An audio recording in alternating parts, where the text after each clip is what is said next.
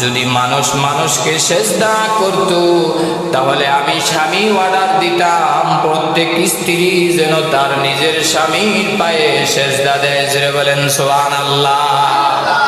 নবীজি আরো বলেছেন, একজন সাহাবিয়া মহিলা গিয়া বলেন, ইয়া রাসূলুল্লাহ, আমার স্বামীর খেদমত কিভাবে আমি করতে পারি, আমার স্বামীর সেবা কিভাবে আমি করতে পারি?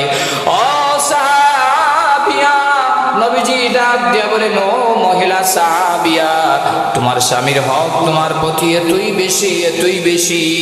তোমার স্বামী যদি মাথা থেকে পা পর্যন্ত, তোমার স্বামী যদি বুকে যদি আচ্ছন্ন করে তাকে আর জিহ্বা দিয়া যদি মাথা থেকে পা পর্যন্ত সমস্ত বুক যদি চাইতে তুমি শেষ করো, তারপরেও তোমার স্বামীর অধিকার, স্বামীর হক তুমি আদায় করতে পারবা না। সুবহানাল্লাহ।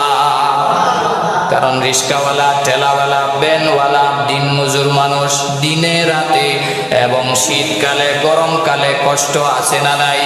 স্বামী অনেক কষ্ট করে যখন ঘরে আসি তখন স্বামীর সাথে হাসি মুখে কথা বলতে হবে, খরকুশ মিজাজে কথা বলা যাবে না। যদি কথা বলো, নবীজি বলেন, তোমার স্বামী যদি নারাজ থাকে তাহলে আল্লাহ তৈরি জান্নাত তোমার জন্য রিজার্ভ হবে না। জোরে বলেন ঠিক না বেটি?